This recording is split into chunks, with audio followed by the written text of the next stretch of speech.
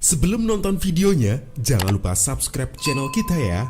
Lalu klik tombol lonceng supaya tetap update video terbaru dari Evio Multimedia. Just relax and enjoy the video. Selamat menonton. Baik, Assalamualaikum warahmatullahi wabarakatuh.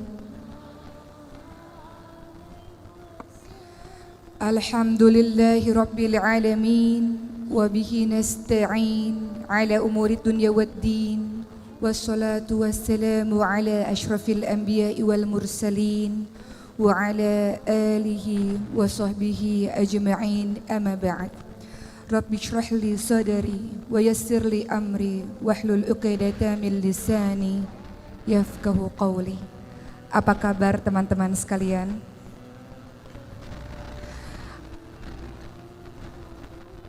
Masya Allah, apa kabar jiwanya pada hari ini? Apa kabar iman pada hari ini?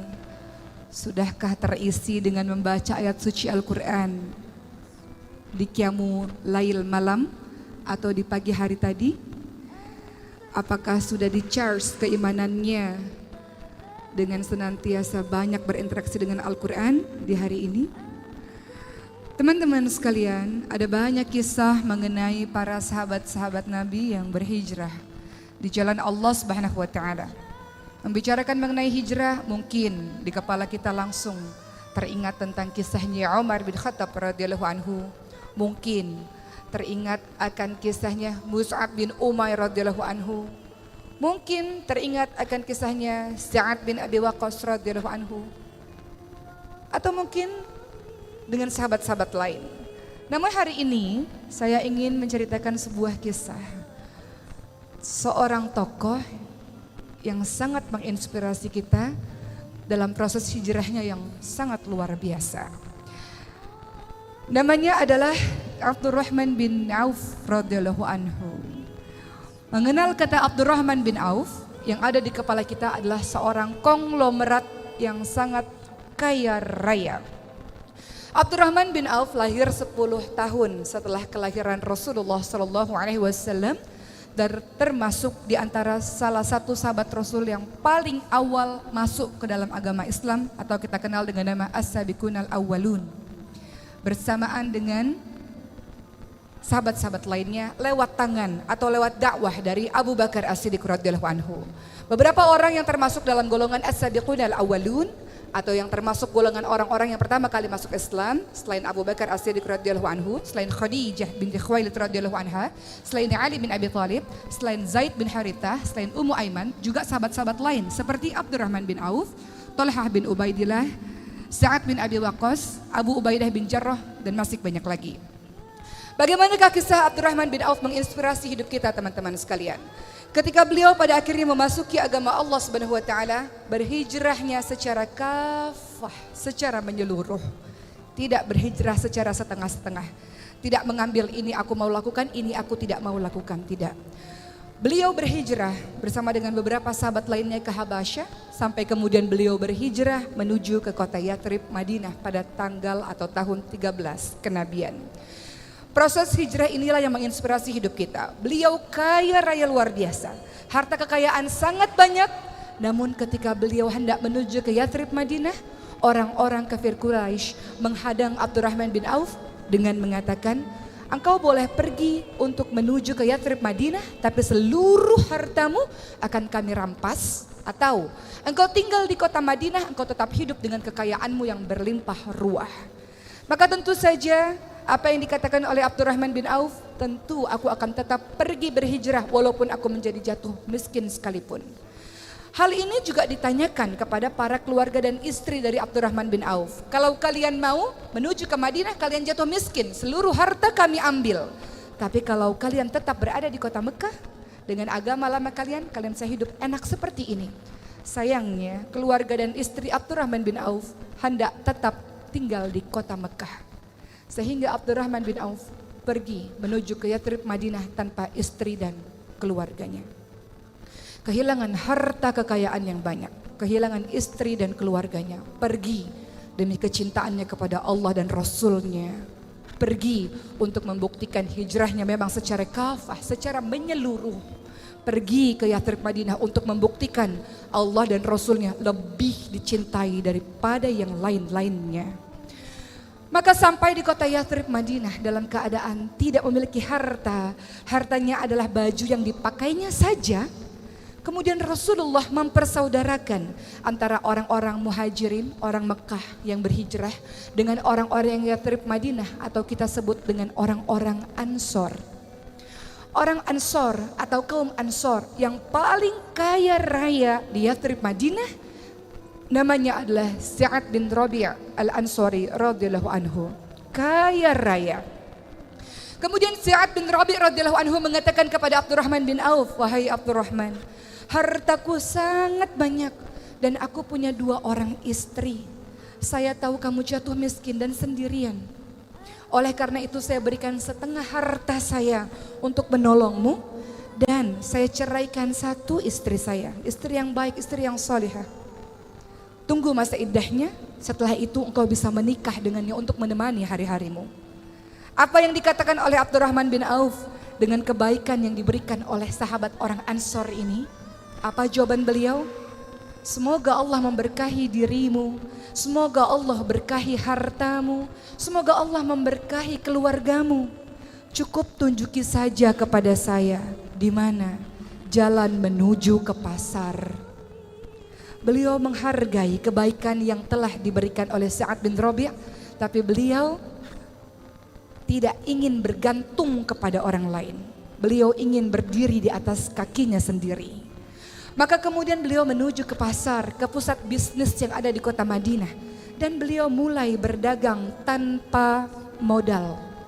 Beliau mencari peluang apa yang kira-kira bisa saya lakukan untuk menghasilkan, agar dengan penghasilan tersebut beliau bisa berdiri di atas kaki sendiri, tidak meminta-minta, bahkan mungkin harta yang dimiliki bisa untuk membantu agama Allah Subhanahu wa taala. Maka beliau mulai berpikir apa yang bisa dilakukan. Salah satu yang beliau lakukan adalah menjual barang dagangan milik orang lain.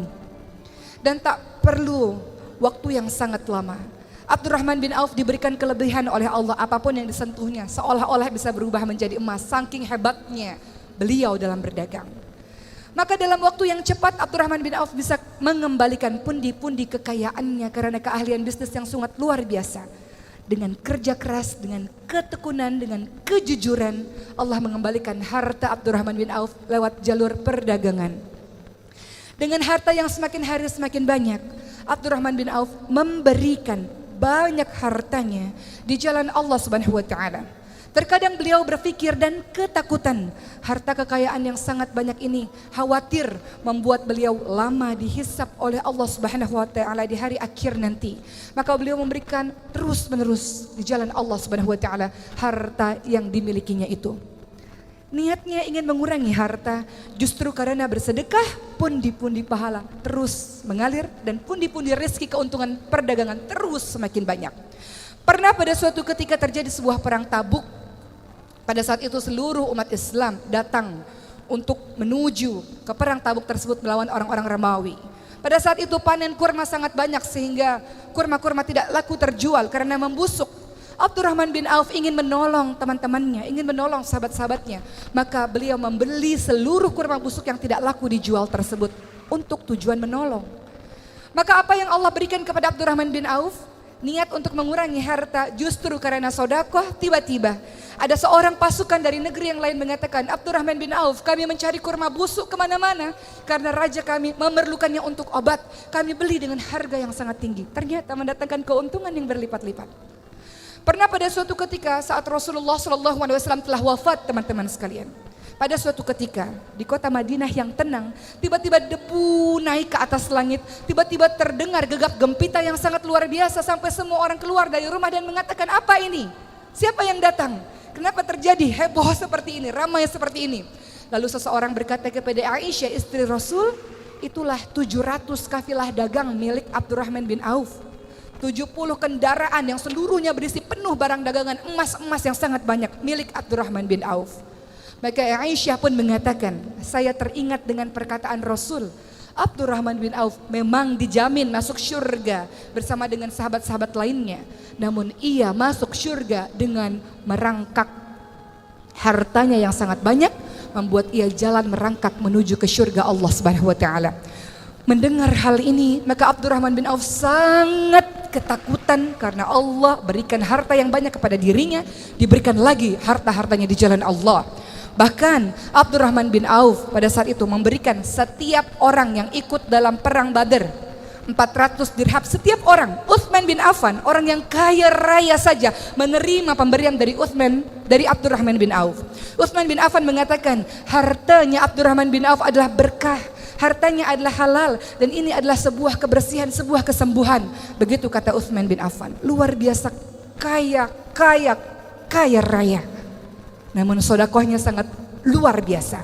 Namun di balik seluruh kekayaannya, sang konglomerat ini hidup dengan sangat sederhana. Kalau ia bergabung dengan pelayan dan hamba sahaya, orang tidak tahu mana majikan, mana pelayan. Saking sederhana sekali penampilan dari Abdurrahman bin Auf. Sederhana dalam hidupnya. Pernah beliau berpuasa, kemudian diberikan makanan yang enak oleh anak-anak buahnya. Lalu Abdurrahman bin Auf menangis dan mengatakan, Mus'ab bin Umair adalah orang yang lebih mulia daripada saya. Namun matinya dalam keadaan kain kafan tidak cukup untuk menutupi tubuhnya. Ditarik ke kepalanya terlihat kakinya, ditarik kain kafan ke kakinya terlihat kepalanya. Hidupnya miskin seperti itu, padahal beliau adalah orang yang sangat mulia. Hamzah bin Abdul Muthalib orang mulia, cuma matinya, wafatnya juga dalam keadaan tidak berharta, dalam keadaan mengenaskan dalam perang Uhud.